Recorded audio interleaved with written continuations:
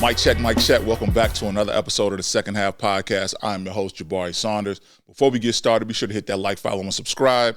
Oh yeah, it's not every day we get a NBA world champion with the Miami Heat. Also, he was a Kentucky Wildcat, won a national championship with them, one of the first Jordan Brand athletes ever signed. Now he's doing incredible work with philanthropy and his own entrepreneurial journey with stamina. None other than Derek Anderson. DA, man, appreciate you being on the podcast. Man, it's an honor, brother. Proud of what you're doing. Happy to be on, bro. Oh, man. Yes, sir. No, appreciate it. Well, let's go ahead and get started, man. We know, the journey started somewhere. So for you, where did the journey start? Where'd you grow up at? I was living in Flint, Michigan, with some family in Flint, Michigan. But we moved back to Louisville, Kentucky, where my mom is from, when I was like 10 years old. And I grew up in Louisville, Kentucky, the West End, Southwick Projects. But it was like every other neighborhood in the 80s, man. You just was trying to hang outside, find out what was fun. You didn't have money. You didn't have food. You had 3 stations on TV, wasn't no cable, no social media. So you just try to figure out how to make a good life, have fun as a kid. So we grew up in the projects. Absolutely. And just remember one day just seeing how everybody was outside playing every sport, man. So we just started playing everything. And you know how it is as a kid. You just trying to figure out what's best for you and rock that way. Absolutely. Of course, we know basketball, that ended up being that goal or that ultimate position and sport that you played in. But was there any other sport? I know, growing up, you just, whatever it was outside, that's what it was. But was there another sport that you also had that, you took a liking to? Yeah, man. You know how we always played every sport. They made you play it. When you're an athlete. So I played football. Me and my best friend, Aaron Stewart, we played football. And I was super fast, athletic, skinny as hell. But when you in that neighborhood, you just didn't care. You get hit. Get right up. Like, I got broken pinkies now from football. It's like, that's just what we did. So I love football. That's still football is my thing. Like college football, I love that. Like, that was still my thing. But once I grew like so fast, I grew like 3 inches in one summer, then I grew another 3 inches. So I was like 6'6" in the sophomore high school, and it just transitioned. So I couldn't even play football no more. I wanted to play, but it just wasn't there. They wouldn't let you. They was like, this height got to go somewhere I was a running back. I tried to receiver, but I like running backs. Okay. Sweeps and everything, and you can't catch me. But then all of a sudden you got this height, and it was like, nah, it was it for me. But football was it. But we growing up, we tried everything that we could. And I think that was the best thing that made us athletes. We just tried everything. Now, obviously, I don't want to get too far off the basketball topic, but, with your journey growing up, you had a different type of approach. Like, you grew up essentially homeless at a very young age and a single father at a very young age. What was that experience like? Well, what's funny is like when the homeless thing is like I had an apartment. I just didn't have no heat, electricity because my mom, that's what she left me. I came home before I turned 12 and she had left. My dad had been gone out of our lives for a while. He was in the military and he got caught up in the street life, so he was gone. But my older brother, he left. He ran away from home, and then my mother just left me there. She was on drugs and whatnot, and I was just in an empty apartment, man, finishing my 6th grade year out. And that summer, I just worked at Winn-Dixie, shoveling, mowing grass, doing paper routes. I was doing all kind of jobs. And I was just coming back to the apartment, and after the heat and electricity got cut off, I got some candles. I got food, so I was eating stuff like that. And it was like every day I was eating bread and bologna, eating stuff that you didn't have to worry about cooking. And back then, you could start the oven with a fire. And I saw how she did it. So I would get the oven to slide the toast and all that in there. And the lady next door was always nice to everybody. She would always help out. So I was using extension cord with her sometimes. Yeah. But sometimes I couldn't. And so I just started staying over other friends' houses, my teammates in the project, everybody in the project housing. So it wasn't like you had a lot, you didn't have a lot, but they would take you in if you had a good attitude. So I was staying over everybody's house. So at 12, I was literally on my own. Like, when I hear these people talk stuff, I'm like, wow, dude, I was on my own with no parents, no nothing. So, man, that's what I'm saying. Like, how did you keep that? How did you keep that mindset of like, all right, I know things are gonna get better on the other end? Because you think at 12 years old, it's almost like that's the only thing you know. So how do you still kind of like see something else on the other side? When you're living in situations, you don't see the other side. You live in survival mode. So every day I was like, how do I get something today? And I never sold drugs, never stole nothing, never smoked weed, never drank alcohol. So I didn't have any bad habits. So my whole life was predicated on my respect. So I was like smiling at people saying, how you doing, ma'am? Yes, sir. Yes, ma'am. People always took a liking to my attitude. So they were like, he's a good kid. Let me give him a job. Well, everybody was trying to be tough and hard. I was like, man, I got to survive. Like, what works? So when I was nice to people, people treated me good. People gave me opportunities. So I'm like, man, that's all I got to do is be yes, sir, yes, ma'am. Man, I was getting all kind of jobs. I was making like $4 or $5 at 12, like carrying people's bags. And back then, a loaf of bread was like 59 cents, bologna 60 cents. Like, it was real cheap to survive. I was just eating the same foods, but it was just a way you survived. And it was just my attitude, man. If nothing else, I tell kids, it's like, your attitude is going to get you a survival mode. Because I don't know how I survived nights, but I would be scared to death, seeing the window and you had no curtains and the trees would be out. Like, you had some those little fake little bushes out there, and you could look out and see stuff moving, and you'd be like, oh, man, I'm somebody girl busting this house. But I slept up against a door, so it was like you just find ways to survive, man. And anybody could do it if you had the right mindset, but it was hard. I ain't gonna front. It was crazy.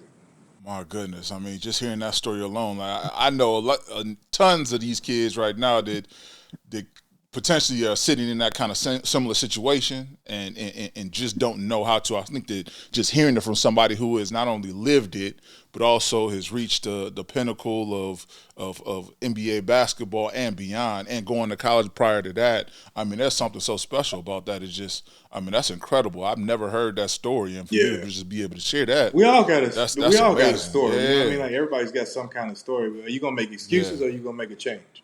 You ain't got but two. You got two options. And to me, at that age of 12, I'm like, man, I ain't gonna really die. I ain't gonna do nothing crazy. I got to figure it out. And that first day I went and started working, man, I just never stopped working. Like, every single day I came after school. And, when you're in school, it's like the first thing you do is you go to school, you get up. So I didn't have power after a while. So I had people come knock on my door to make sure I was getting up. And it was just crazy because I wound up sleeping outside on the basketball court because I started shooting basketball, playing a lot. And I would fall asleep out there just because I didn't want to go home. And I wake up, same clothes on, and run to the bus, and somehow I make it sometimes. So it was a lot of God-driven actions going on in my life. Absolutely, and you had a community. Yep. You had a strong circle around you, even when they may not have had anything to really give. They just had what they had, and you made it work. So you were, like you said, you were not. They had guidance. A lot of the older people, when we grew up, they had respect. They said, "You're gonna say yes, sir, yes, ma'am. Be respectful. Clean up after yourself, and you can come over here." It wasn't none of that. No, it was like yes, ma'am, yes, sir. Like, you had to be respectful, and you had discipline. So they taught a lot of that in our neighborhood. Yeah, absolutely. Let's get back to the basketball piece. Here in Chicago, we had places to play. You had, IIT, you had for the open runs and pro-ams. You had a Foster Park and just all the gyms and all the history. Hoopsta gym at the time. Down in Louisville, where did you have to play to kind of get better at? Where did you kind of work on your game at? It was in the Southwick Project, West End. It was called Truck Stop. Okay. What that was, it was trucks right behind the basketball court. So guys just started calling it Truck Stop. And it was just four goals over there. Funny. And it was literally just a park and then trucks over there. So we would all just go to a truck stop. And it was a basketball court up on the hill of Southwick community. So we would shoot ball up there all the time. And then, we really grew up before the older guys came. The older guys would take the court. So we started getting milk crates and putting them on a telephone pole. So we would be hooping all day. In the summers, you knew exactly where everybody was at. You was on the hill, truck stop, or you was at on a basketball court, and that was it for us. We just all started playing ball, and it would literally be dudes come from different places and come from different backs of the hood and just start hooping. We didn't have no gunshots, no nothing. It was just straight wild hooping. Dudes running into the poles, getting splinters, and everything. So we had balls. So exactly. So, getting all your war wounds, man. And I just never put the ball down. Like, it was every single day. We would actually sometimes play pitchback tackle and then finish up playing basketball. We would play basketball, play a little football, and then go back. We never not finished playing basketball.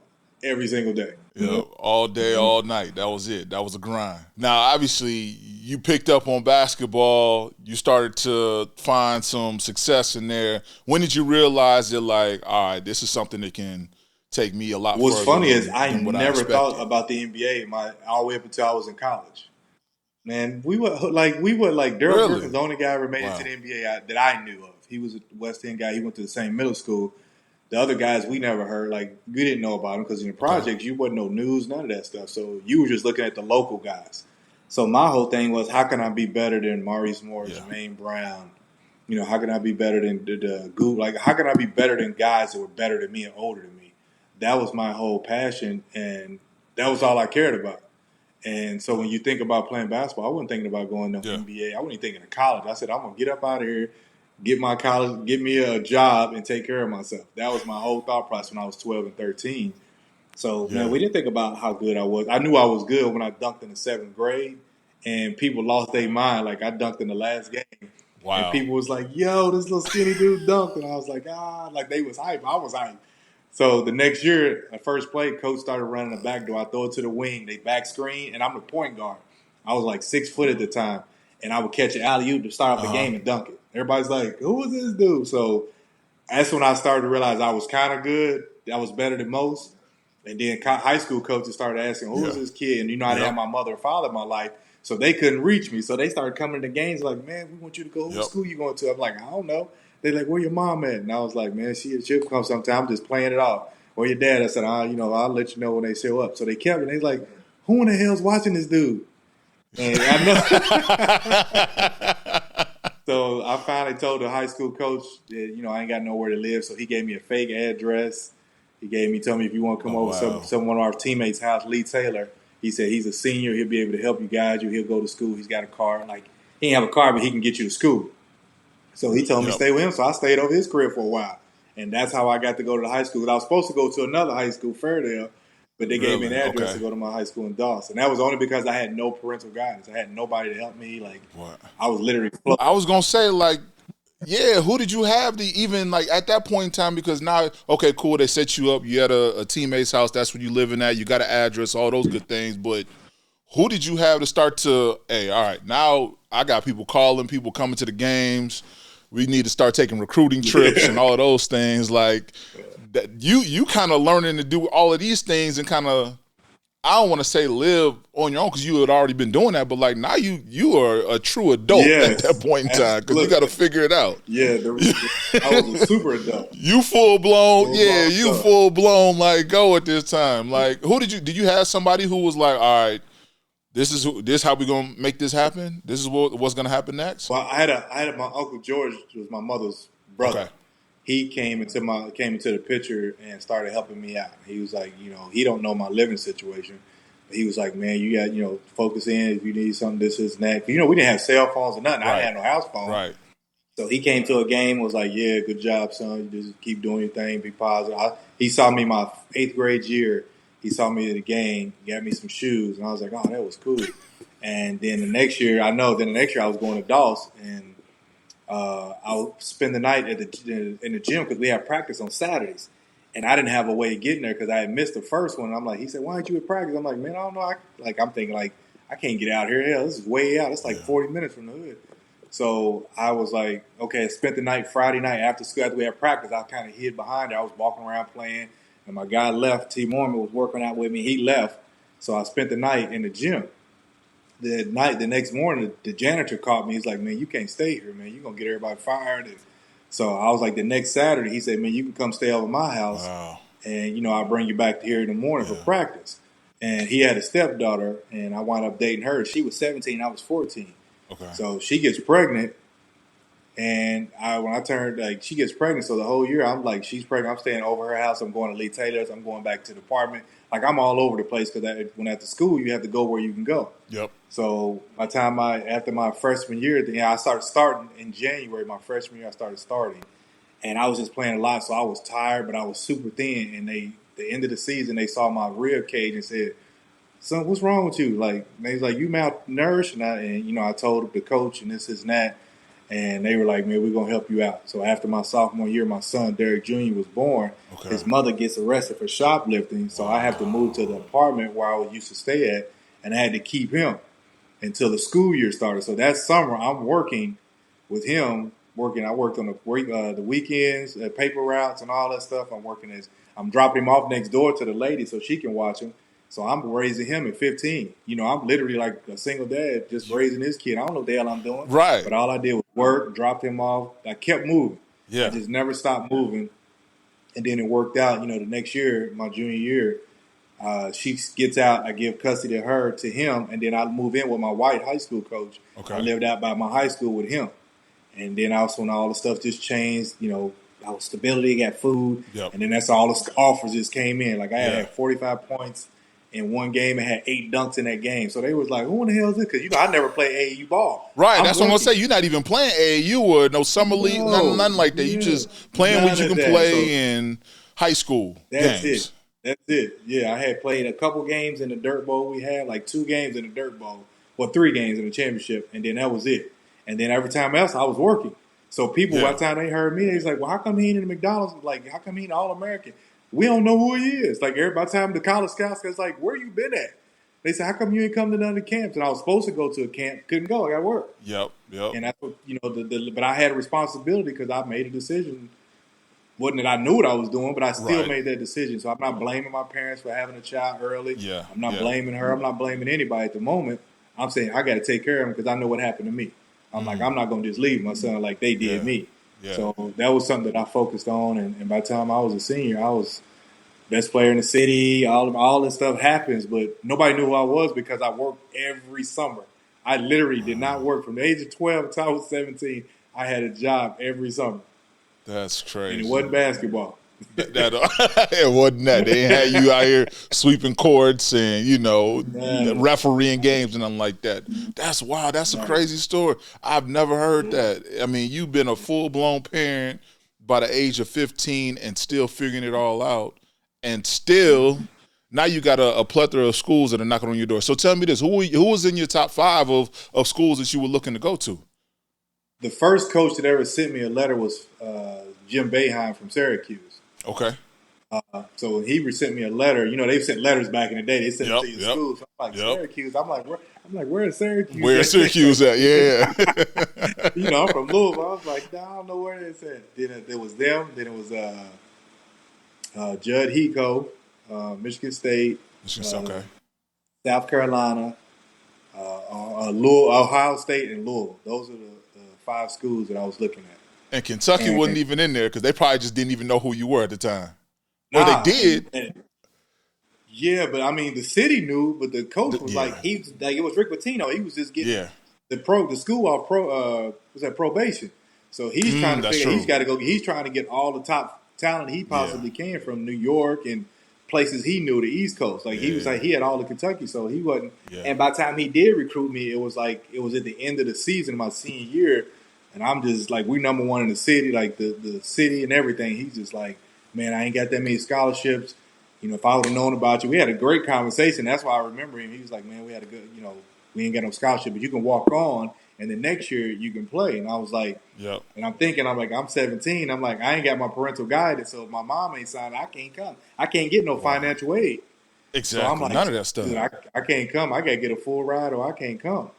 And so he asked me that, and then the University of Louisville, which I said I was going to commit to, they told me they were going to – he didn't tell me. I asked him if we were going to redshirt because it was me, Jason Osborne, and Dewan Wheat were going to go. Louisville local guys going to go to the university. Yep. He never said anything. He told Dewan he going to redshirt him and wait because Jason Osborne was a year behind us, so we were all going to play. Okay. So when I heard him say it, I was like, are you redshirting me? And he was like, well, we don't know. We'll let you know. We'll figure it out.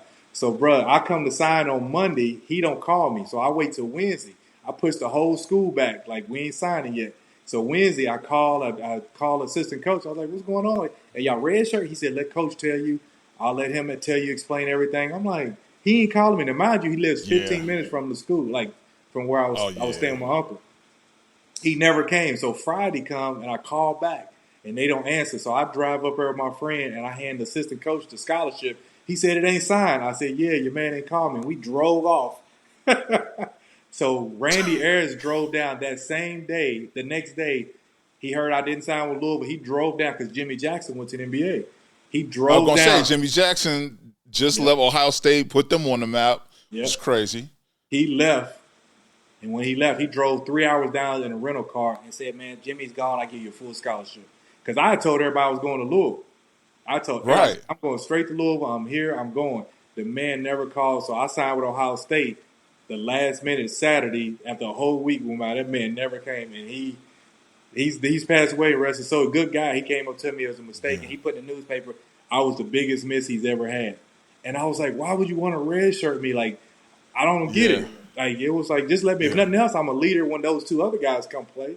But man, he said he didn't tell me he's redshirt me. Man, it crushed me at the time. But that was one of those life lessons again. I'm just like, man, how much bad luck can I get? I was like, I got to go away from my son. Like, it was crazy. But that's the reason I went to Ohio State. And Ohio State was it was between them and Ohio State.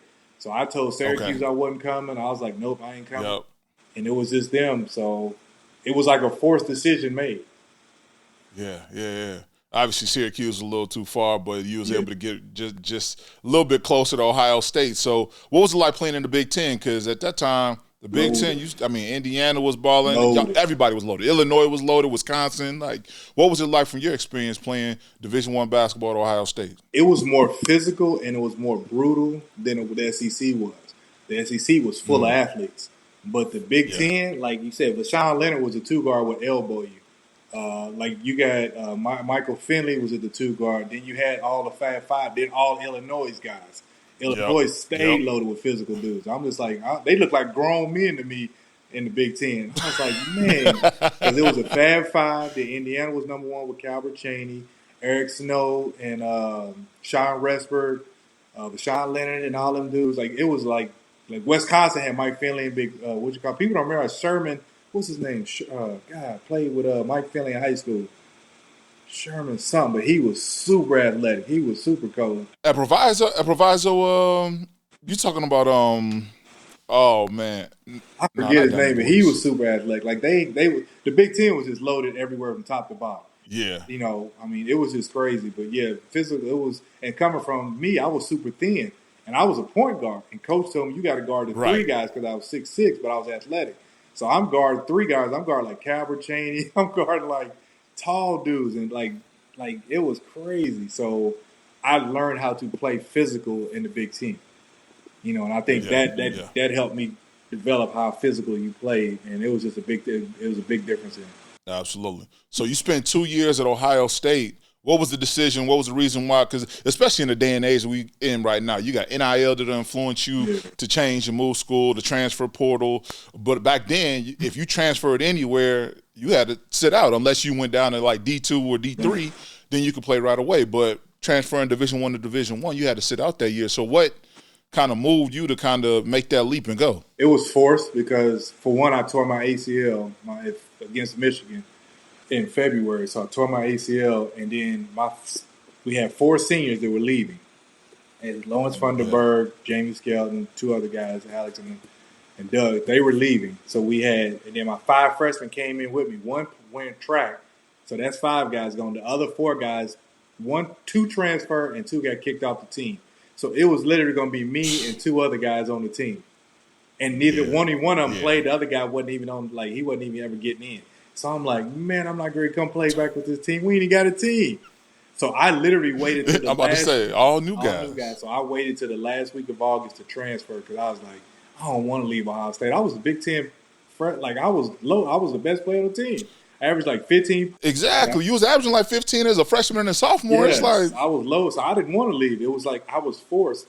I had to sit out the end of my ACL. They said, you're going to be out 6 months. I'm like, I won't even start the season out, so I might as well just sit out. And then I thought about, as soon as I said I'm leaving, Jim Herrick from UCLA called my dorm room, and Rick Pitino called.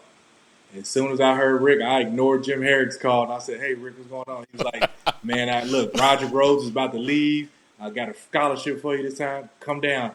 And I was like, okay, let me call you. He said, no, just come. I said, man, I got to figure it out. So I went to the visit, and I like, man, this is dope. I said, I'm going to come. He's like, I said, I got to go get my stuff because school started, because in Ohio State, school started later in September. But in Kentucky, it was like a week I already started in school. I said, well, man, I got to go up there. He said, nope, you need to enroll right now. If you're going to sign. So he walked me in the office. I said, well, I got my stuff at Ohio State. He said, don't worry about it. I signed that day, did all the paperwork. 2 days later, all my stuff was in my room. I was like, what the hell? Your stuff was there.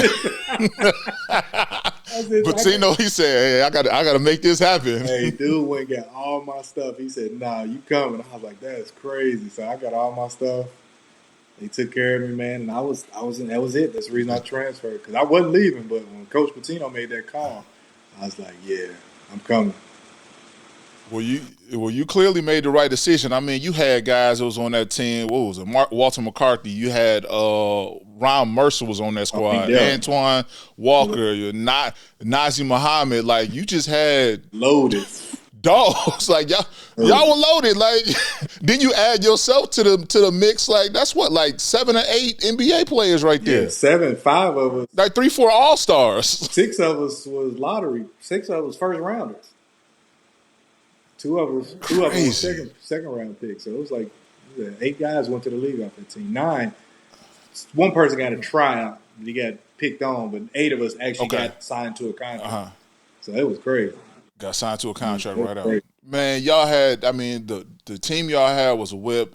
What was that? What were practices like? Because I mean, when I had a conversation with Antoine Walker, he said the games were easy. Super easy. Practice was where like, let me know how practice was for you when you were playing with all those guys. Man, it was crazy. But every day you had different positions. Like, we would play one-on-one. So imagine Jeff Shepard, Wayne Turner, Tony Delk, Ron Mercer, and Derek Anderson playing and Allen Edwards playing one-on-one for a warm-up. Like, every last one of us was killing each other. It's like, how you gonna stop somebody who play like you? Like, right, exactly, you know exactly. Like, it was crazy. So it was tough. But then practices became so hard because he was putting us against each other for playing time. Like, nobody averaged more than 20-something minutes a game. You know, that's unheard of when you got so many superstars. So it was like, and I had just played against them, and I scored 23 on them, and I was dunking and scoring all on them dudes. So I'm like, why am I going to come take a back seat? And I was killing y'all. Like, no, I'm not going to. Then I thought about it. I was like, if I don't take a back seat, now we're going to be crazy. Like, because if I'm averaging 15 in the Big Ten and I'm a leading player and leading this and that, I can't come shoot all the shots because Tony Delk's a senior. Right. You know, I can't shoot it. Antoine Walker's been in the system already. I can't do, you know, the stuff Walter McCarthy, like Mark Pope. Mark Pope was on our team, the coach now. So it was like we all had to sacrifice. And I think knowing how the game is played, like, I had to, like, sit back and chill, think about, are we going to, like, win, or are we going to just, everybody going to be attitude? Because we beat Maryland, who had a great team at the time. Then we lost to UMass, who had a good team. But it was all trying to figure out how to start to play. And he put the best players, like, he made Tony Delk be the 1. I was the 2, Ron Mercer 3, Walter, and Antoine. He put the best athletes out there, but that wasn't the greatest mix. The season changed when he put Anthony Epps as a starting point guard and moved Tony to the 2 and moved me to the 3. To the 2. And then it became fluid. So, Anthony Epps knew how to play. He was passing, running the team. He'd shake, get us together, stop this, stop that. Like, we changed it. We went 27 in a row with that. And I don't know if you remember this, but we scored 86 points in 20 minutes against LSU. Like, if you look that up, it's how you score 86 points in 20 minutes. 80 in 20 minutes and a half? And a half. So when everybody watched us play, they said, them dudes are smart and they play together. Like, we'd be excited when somebody else scored. Like, it wasn't that attitude like, man, you ain't throwing me the ball, this and that. So it was literally just y'all played well together. And we played smart. So that's the reason why we became a good team. Everybody sacrificed. Man, that's crazy.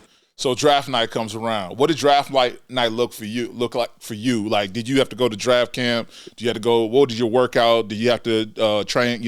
Play at 5, 6 other teams? Like, what was your experience like for draft? It's crazy. I tore my right ACL up my senior year in college.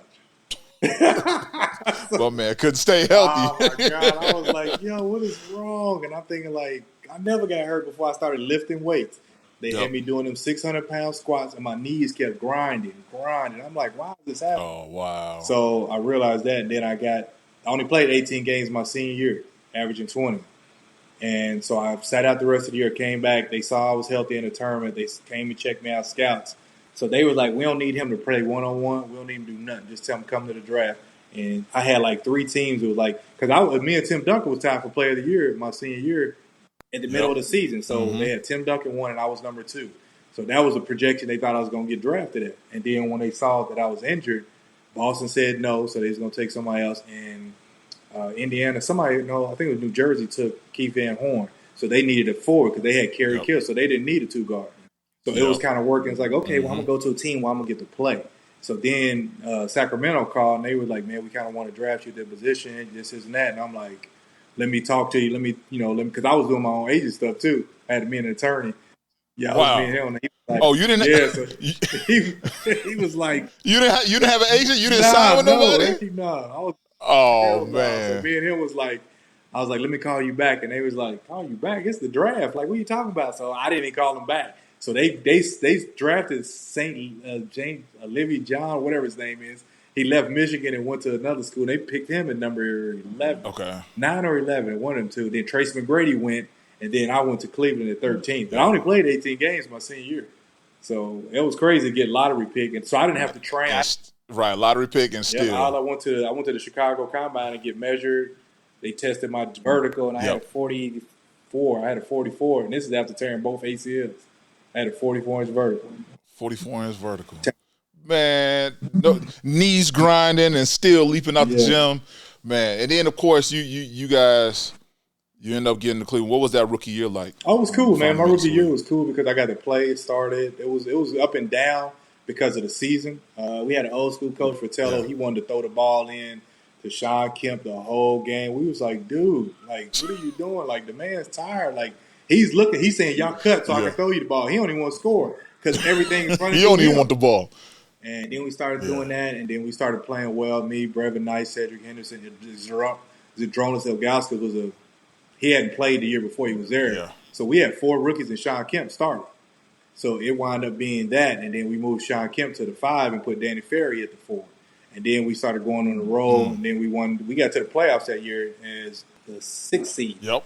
So my rookie year was up and down, but man, it was good. Played against the Indiana Pacers. But it was a good learning process. But I realized, like in Kentucky, I lost 2 games that one year. And I went to the NBA. Here's who I guarded first. The first game was Clyde Drexler. Second game was Michael Jordan. Third game was Allen Iverson. Fourth game was Ray Allen. And the 5th game was Mitch Richmond. So that's the first 5 people I had to guard. I was just about to ask you, like, what was your welcome to the NBA moment? But literally the first 5 games of the schedule. I tell you, they wore me out. I was so tired. I was like, I'm going to bed. Like, and we lost like, I think we lost 3 in a row, and then we won 2 in a row. I'm like, I ain't used to this, like losing like this. But they said, man, get used to it. And I was like, that was crazy. Yeah, so it was a wake up to man. You play absolutely. You were playing during a time where the NBA was just so much talent, so many superstars. I mean, even Sean Kemp. You know, even though that was kind of towards the end of his career, but he was such a legend, Rain Man. You know what I mean? Like he had it on lock out there in Cleveland. Brevin Knight, like you said, like y'all had a squad that people were like, hey, Cleveland, y'all can actually do something. Yep. Then the lockout happened, and then after that, they didn't want to pay nobody. That's why I said, because they asked, why would you leave? I was averaging 13 in my second year, and I played a 1 and 2 and 3 position. And when I came to negotiation, they were like, we can't pay you $40, $50 million, because Sean Kemp's eating up the cap, and they was going to pay Zdronis. So they said, well, we can trade you. I'm like, all right, I ain't got but 1 year on my deal, so wherever. Then they sent me to the Clippers. Right. I'm like, to the Clippers? Like, where is that? Like, I was like, nah. That's what. Yeah. You was over there with Don. What's the man's name? Donald Sterling. Yeah, the man. That era. Wow. We practiced in a community center. We didn't have a practice facility. I was like, this is crazy. That man did not care about basketball. That's a different type of basketball, man.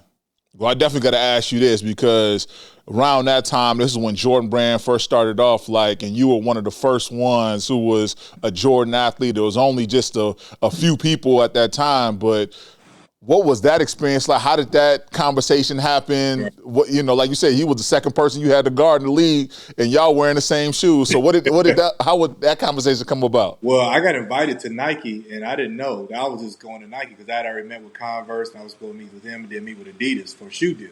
So I got flew out to Nike, and I said, welcome Derek Anderson. I was like, oh, that's cool.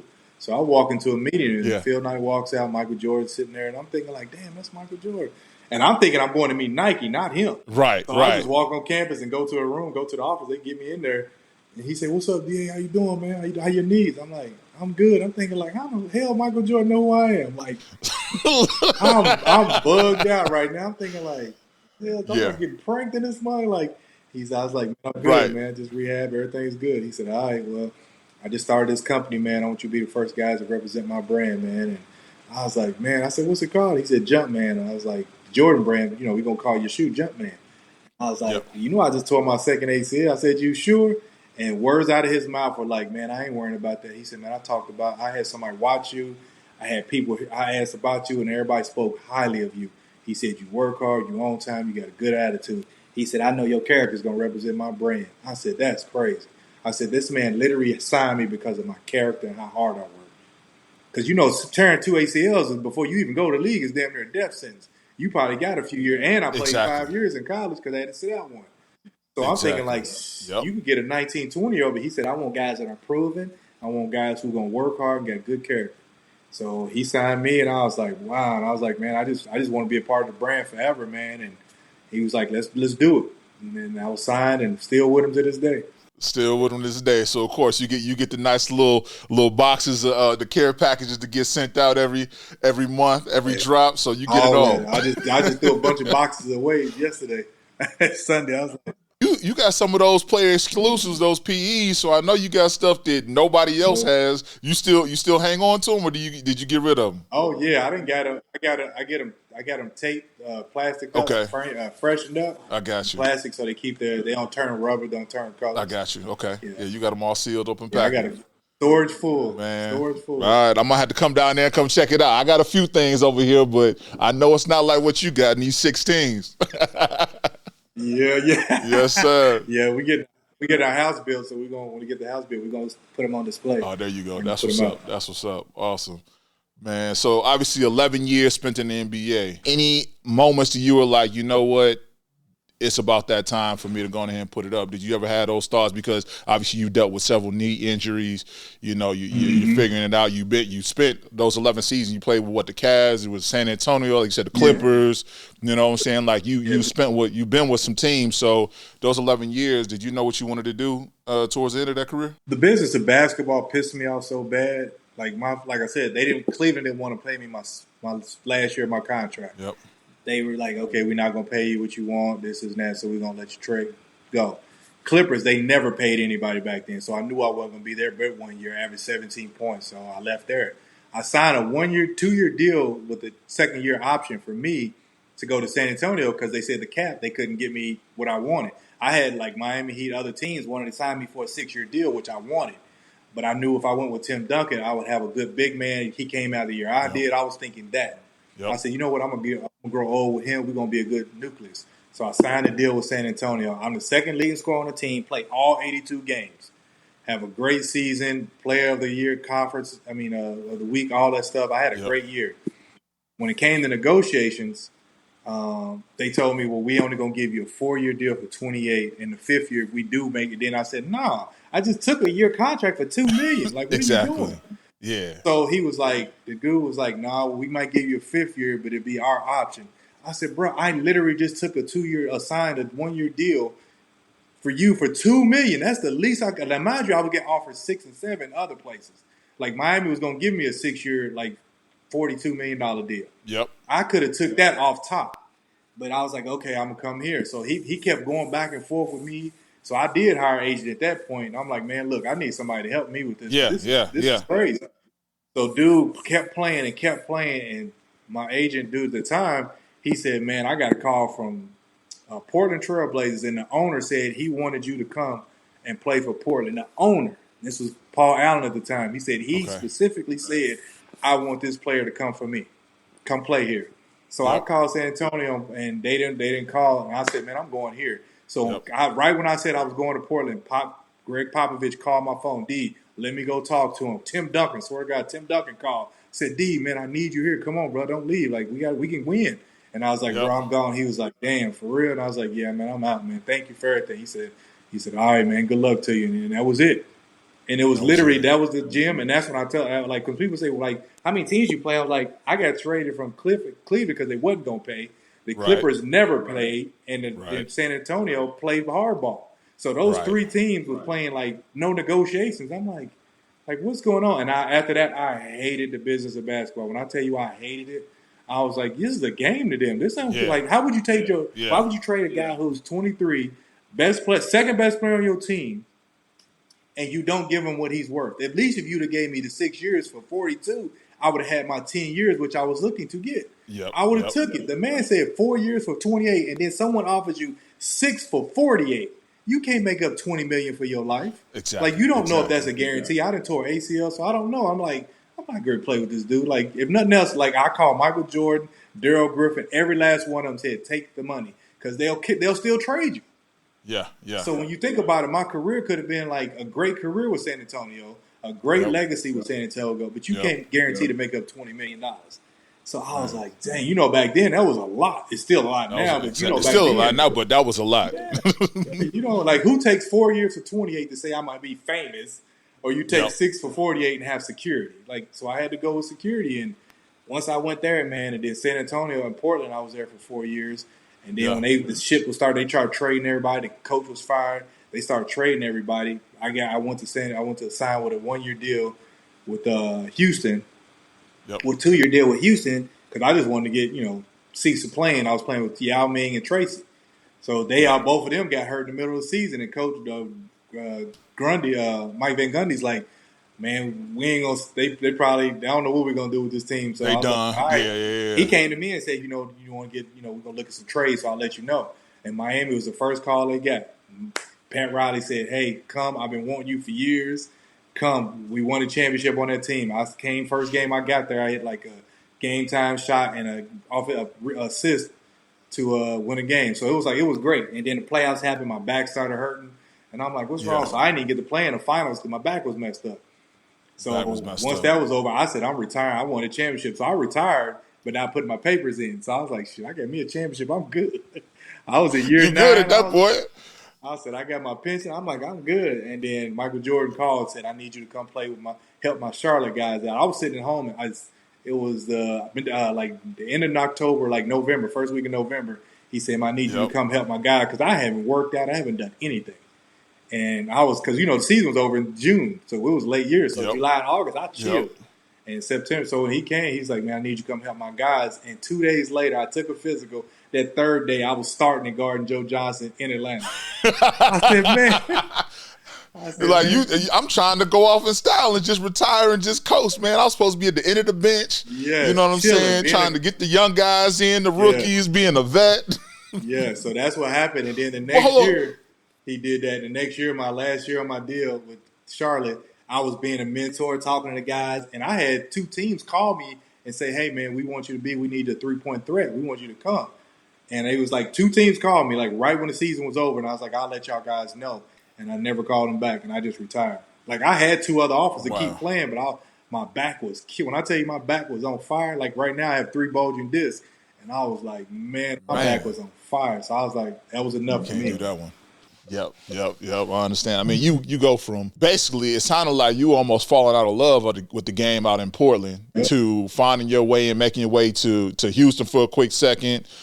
Playing with Yao, playing with T-Mac when he went on that incredible, 13 points in 10 seconds or whatever it was. So you were there for all of that. And then you found your way, playing with Miami, which is crazy because you had Shaq, you had who else? Gary Payton, you had D-Wade. You back with another teammate, Twine, Big Zoe was playing. So y'all had a whip. Yeah. Y'all knew y'all could not lose. James Posey. The only team.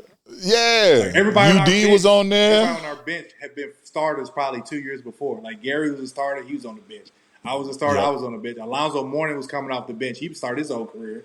Antoine Walker started off his career. That was 4 of us coming off the bench who are usually starters in the league. So you knew your bench was going to at least give you something. Yep. The only other team, which was everybody always talks about, is like, man, Dallas, they should have beat y'all, but clearly y'all would have won. He said, shut up, but hey. They was loaded, too. Man. We had veterans who understood how to play, and then Dwayne just went on the tour. Yeah. Like, he just was on fire at the right time. To win 4 games back all in a row, that was tremendous run right there. Man, I love it. So you end up going to Charlotte, closing out the career there. You're coming in, you're ending your career. Now you're headed into your second half. What was that experience like for you? Were you ready? Were you not? Did you ever go through a mental kind of space of like, man, I actually missed the game? Or like, what was that kind of transition into your second half? Well, it was another situation. Life happened. I wasn't looking for both my parents because they never seen me play. Never came to a game or anything. So I wasn't looking for my parents. Wow. I found my dad, man, and I talked to him. He was 6'9". My dad was 3 inches taller than me. Crazy. So I looked at him, and we look identical alike. Like, if you see me, you see him. So I'm like, damn, this dude, like, I'm definitely this dude's son. Yep. Like, built the same, Yep. everything. So I got to talking to him, man, and he apologized. He said he didn't want to be around my mom. He said she had been wild, and so he was just like, man, I don't want to do it. And that's why I tell guys, get the story from your dad. One side is not always the Yeah. truth. So I talked to my dad, and he was like, your mom was just like an angry, volatile woman. And I just couldn't stand it, man. And I love you, son, but I just couldn't be around you. I said, why'd you come around? He said, man, I have my own demons. He said, but I apologize. I want you to know, I'm proud of you. I've been watching you, keeping you up. And he said, I don't need nothing from you. I'm just glad you found me, before, too late. And I was like, what you mean? He's like, I got cancer. Yep. So it's like less like a year after I met my dad, he died, man. So it was like crazy.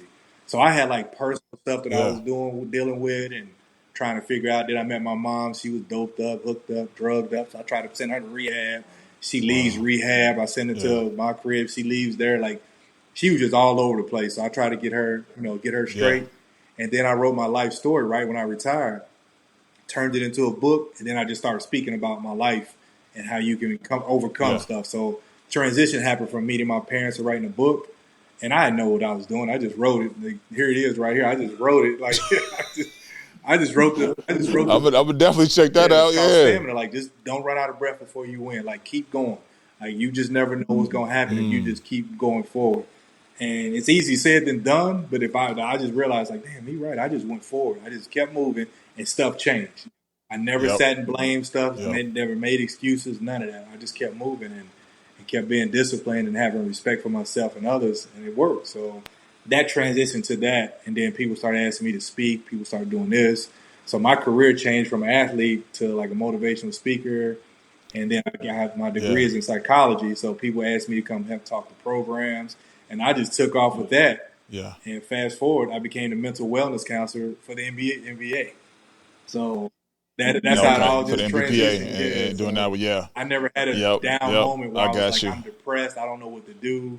Like, I didn't have those moments because I kept busy. Yeah, I just wanted to do something. Like, I never waited. I wrote movies. I did projects. I got with tech people. I just started doing stuff and never put myself in a position where I'm just going to gamble money. But I said, what's a smart move of investing and moving and meeting people?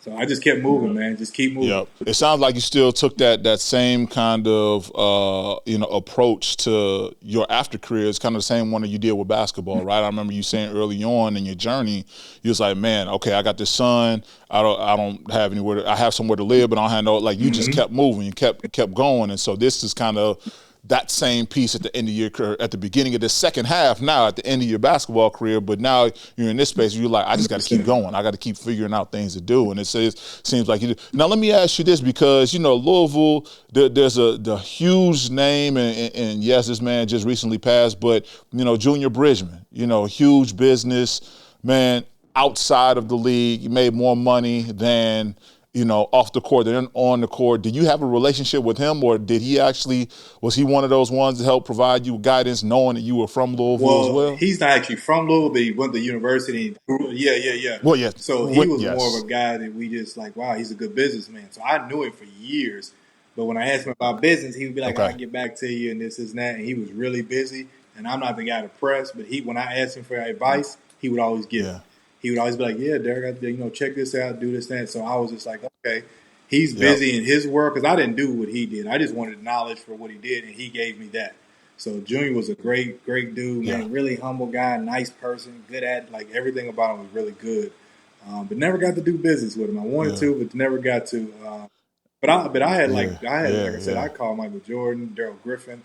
I would call guys that I knew that I could contact to give me sound advice. And I kept using guys who had kind of been in that world. So, but Junior was a great guy, great leader. Sad he lost him, man. And, like, my mom died this year, and my brother died 2 months after him. And he died on the same time my brother died. So it was a rough year for a lot of death for people. So, it was a tough time, man. Absolutely, man. I'm sorry to hear that. Condolences to you and your family, for sure. And something you just said, having MJ, him in the pocket, to be able to pick up the phone and call and talk. How does he kind of help, guide you, and what does that approach and that relationship still look like years after you guys both have left the NBA? Yeah, well, he's a guy, if you need him, you call him. But I mean, he's giving me the gifts. I get gear, I get this. Like, it's like, what am I going to ask him for? What I mean? And I think he doesn't do the business that I'm into. I'm trying to do the entrepreneurship. He uses his name more than anything. He's not looking like, oh, I'm going to go start a tech company. He's not doing that. If you want to market me, cool, but he's not into that. So I can't ask him, hey, how does it feel working with, NVIDIA or something like that? Yeah. He's not that way. So, but no, like I said, he's always been there to help me out, donated to my foundation. So, he's just one of those guys that he's in your corner if you need him, to help build. And I've always appreciated that and always will. Stamina. Obviously, you wrote a book, but even in that sense, you had, DA Enterprises and now the philanthropy portion of it. Like, tell me a little bit about Stamina and what you're doing with that. Well, my wife, Jamie, and I, she helped me get some of the financial stuff that I wanted to do and how to kind of put it together. And so we started investing in stuff, started doing stuff in the video years ago. So we started investing, and I was like, well, man, I kind of want to keep up with the times. And she was like, well, let's figure it out. So we implemented my Stamina Enterprise, and we started doing Stamina Foundation. So we just said, let's do simultaneously and just build our brands back up. Because it used to be DA Enterprise and Derek Anderson Foundation, but I kind of wanted to get away from the athlete part of it and become a business in the corp. So we got our C Corporation. We started doing other things, started investing, started building. And after that, I was like, man, this is really cool. I kind of want to go engulf in more stuff. And so we just started doing all kind of stuff, because I started coaching because I wanted to prove that the coaches were kind of like not smart coaches. And it's like, and it's so bad. So when I started my AAU, it's tough. It's bad. I started my AAU program. I had some good parents, had a couple knuckleheads, but I had some good parents for the most part. And what I wanted to do is like teach the game the right way so we can get some Louisville kids to get better. And I did that for a few years. And once they graduated, I kind of let it go. Then we went back and right into work. So the foundation teaches acts of kindness, and it's like you teaching people skills. You can give all the money in the community, but if the community character don't change, we still got the same foolishness. Bad adults who fighting everybody, bad adults who's cussing and screaming, bad adults who let their kids run crazy, bad adults who blame everybody except themselves for fixing their own children. So we try to get with the adults and the kids and work together, and we try to do that, and it worked for a while. So we wanted to keep it going, so we wrote children's books, self-help books. She's got a book out now about helping young girls deal with emotional distress and trauma. I mean, instead of, them just saying, oh, I'm just dealing with it. Like, no, write it out, get it out, and then grow up and to be a better woman. Stop trying to fit what these IG people are doing. Stop trying to do with social media. So she's got a great book with hers, and everything is A-OK is what we believe in. Our logo is leave more than your name. So, so people have something to live, to grow with. So that's what our main goal, man, is keep business going and keep our foundation solid and keeping the community being better. Man, I love that. I mean, there's so many things that you spoke on right then and there of just like your mental health, challenging those in the community. And even one you just spoke on, like, by coaching, you need more coaches, but you need more positive coaching. Not only just the kids that are playing on the court, parents need some coaching too. I'm telling you, you don't bring them in, the kids are always going to be bad. And we know that there's I was just listening to a buddy of mine. He was talking about, just the family dynamic of son. It's like when you're a coach, you spend more time on the court or the field than the parents do. You see them for the things they're weak at, the things they like to do, the things they don't like to do, all of these different things that the parent doesn't know. And the parents are very blind and they don't want to see them struggle. And that's just, you don't want to see anybody struggle, especially your own kin, or children or whatever. And so he was just saying exactly that. It's like you got to understand a lot of coach to coach. And then the coaches who are coaching, they need to make sure that they are good coaches. They need to do the job. They need to do the work. And they need to grow and help push the game forward that, we've all been able to spend you need to mentor the coaches. Yeah, you need to mentor coaches and mentor adults, like you said. Bring them all to the fold, man, and bring them in. Have them, because right now the problem with coaches is if you picked out 10 coaches from the stands and gave them an NBA team, one of them's gonna win, right? That doesn't mean he's a good coach. That doesn't mean he's a good person. But somebody's got to win, so they reward the foolishness. And I'm like, you guys are allowing this? I seen one coach literally call his player the B word, and this is like 8th, 9th grade. Called them the B word, called them P's. Like, I'm like, and the parents are like, he's building them tough. That ain't what you do with an 8th and 9th grade dude. You don't cuss and call no little kid who's trying to figure it out that word. I said, so when he gets older, what you think he's going to do? And then you get some who you say you discipline him and say, hey, he was late to practice, so he don't start. They'll come in, just trade the kid out and go to another program. Like, so what you going to do every time he messes up? You going to move him? Then some coaches was like, I want to be on a circuit. You're not even good enough. You're not the best player in your team. What you going on a circuit for? It's like you can't get these parents to think logically for nothing. So I was like, you know what? It's enough for me. Like, I'm done with AAU. I realized it ain't the kids' fault. It's the parents. The parents are literally ruining these kids' lives, man. And then when you get older, the kids will be like, damn, coach, you was right. Even adults will be like, yeah, I see your point now. But you've literally ruined this kid's career and life. And he didn't get to have fun. He didn't have no fun. He on a circuit paying all this money. He could have put that $5,000 a summer and paid for college. You've been traveling for 6-7 years. That's $30,000 you could have put up. And you think for what? Also, he can be seen? So, no, if it's the experience I get, go travel, have fun. But you worrying about a circuit and jumping team to team? Like, no. Because he never got nothing out of it. Like, that's not going to be a fun memory for him. He's going to be like, I probably had one good summer of AAU basketball. The rest was stress. That's why them kids deal with a lot of mental health issues, man. They stressed out and disappointed. The parents ain't going to take the blame if they don't make it, but they'll sure take the credit if they do. They'll be like, yeah, look what I did for my son. I was up at 5 in the morning. Yeah, he's sleepy. Like, that don't, like, that's crazy. So. Yeah, exactly. No, it's something even to that, you know, by myself, I was able to play pro basketball overseas, and I feel like that's where you're starting to see the difference. When I remember walking into the gym, they were disciplined. They worked on their fundamentals. They literally only played one game a week, like practice Saturdays, and that was it. Like, and you practice. You're working on your skills all through the week, and then you play one time. You play 40 minutes that one time on that Saturday, and then that was it. And I feel as if, you know, the game has gotten so exhausting for a lot of these kids where they burnt out. And they aren't getting the skill development to work on their craft as a team, not the individual workouts. I'm talking about like as a team and a collective and with themselves, because you know, team in France, they literally played together from the time they've been 14, 15 5, years. 6, 7 years old younger, to the Olympics. You know what I mean? To the Olympics, you know, and they're still together. And so I think that that's a part of why we're seeing this new crop of athletes in the NBA, where you look at a lot of guys are international. Shea, Giannis, Joker, Luka. You got this next wave of stars. They're all from abroad, not from, you know, not from here. And it's not that they're even giving this. They're just smarter. I mean, they're smart. Jokic can't dunk worth nothing, but he's smart as heck. It's because he grew up playing against other guys who was smart. Like, think about it. We didn't have trainers. How did I know the jab step with my left foot and right? I saw an older guy who knew how to play. You got trainers now who've never played. They got this dude in New York. Everybody go to his gym, and I'm like, he didn't even play in college, and y'all saying he's training us. Does that make sense? Like what is he teaching you? Oh, man, he knows. Okay. Well, if you say something, cool. But to me, I would only want, like, when I trained, I wanted to learn from guys who had actually done what I'm doing. So I asked Michael Jordan to train. I asked former players, Darrell Griffin. I asked guys who've been there. Even guys in high school who had been All-Americans. He clearly knows something that I didn't know growing up. Let me learn from you. Let me figure out how I can be better. I ain't saying all trainers are bad, but most trainers don't even tell you to get on your left pivot foot and jab, step, shot fake, rip through, pull throughs, anything first. If you don't have no balance, you just dribbling there out of the ball. You think of how many athletic kids you've seen in the world in the last probably 10 years do not make it to the NBA, but yet you got them ranked top 10 in the country. You got a list. I mean, number one players in the country don't make it. Why?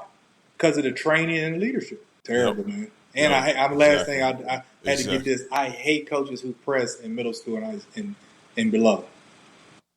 Come on, man. He just trying to win games. Exactly. What are you teaching them? Like Exactly. At that level. I get that. Take your ego out of it at that level. Like, focus on straight fundamentals and development at that level. And now once they get to middle school and high school, cool. Let's throw a little 1-2-2 trap. Let's throw a little, full court. Yeah. Throw a little strategy behind it. Exactly. Listen, I know we're going to get up out of here in a second. I got two more questions I want to ask. One, I'm going to actually go back. Hoopsta Gym was special here in Chicago. It seemed like everybody, if you were somebody, you ended up coming here. Your relationship with MJ, obviously you and Twan as well. Did you ever find your way to Chicago to play at Hoopsta Gym with Grover and Twan and all of them? And tell me what your experience was like. Man, I played in that hot box, man. It was so hot. Hey, it was so hot, man. Yes, sir. It was. I played in that thing. I forgot what team I was on, but I showed up to. I was coming through because my aunt lived in Flossmoor, so we was coming to see her because she was sick. So they was like, "Oh, my aunt was like, oh, we want to see the family." I'm like, "I don't even know who it is." So I went up there, and they was like, "Man, you know we having these things over there." I'm like, "Cool." So we went over there, and it was a bunch of guys. But I'm like, "Man, this is cool."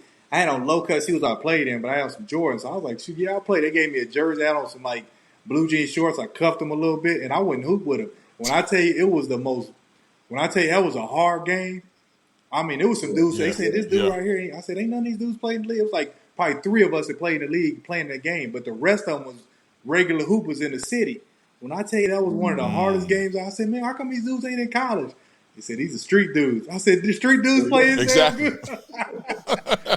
I said, this is crazy. When I tell you, there was so much talent on that gym, I was like, when dudes told me these dudes had been going to college or pros or overseas, I said, yeah, Chicago different. I've always saluted them. I said, damn, y'all got local dudes that's this cold? Because I know dudes in college ain't better than them. And I know they could have beat them. Like I'm talking about dudes who's in and out, shooting fadeaways, dunking, blocking your shot, turning you full court. I'm like, this is crazy. And you know it was hot in there. Yeah. This is in July. I think it was July or June or July, but it was baking hot. And I'm like, they play hard. Oh, you was playing down there in Foster Park. That's where you was at. Is that where I was at? Yeah, buddy. I think you was down in Foster Park. That's where you was at. Absolutely. It was a hot box, but literally you got one court, and you just going up and down all day long. That's it. Yep. And the white backboards on the side. I'm like, hey, when I take them dudes and some dogs, I said, yeah, I got to play hard. For sure. For sure. All right, last, before we get out of here, man, what's next with you and Stamina? Like, where do you see that heading into? How do you feel, where that's at right now? Like, where do you see it growing to and beyond? Well, fortunately, man, we got a lot of opportunities to go abroad. Dubai has asked me to come speak to the World Sports Summit, the World Government Summit. I'm going to London to speak in January. We got a lot of opportunities, man. My wife and I go everywhere together, so we do everything together. And she's got me some speaking things in colleges as well. But we're just busy with this, and I still work with the mental well-being program for the NBA, so MBPA. So I'm just busy, man. But I just want to keep Stamina pushing that we have to change our character to change our community. So we just keep pushing the narrative of that and just enjoying the ride as long as we can, man. Yes, sir. Well, look, Derek Anderson, I appreciate you being on the Second Half podcast, man. Your story is incredible, and I'm gonna continue to follow you because I know your story is going to inspire whoever is going to be listening, because that's incredible what you were able to do from the jump to where you are now, man. Keep going. I'm gonna definitely be in tune to follow you, man. I appreciate that, Jabbar. I appreciate the love too, brother. I'm here to join your show. Absolutely. Make sure y'all hit that like, follow, and subscribe, and we out. Second Half. Peace.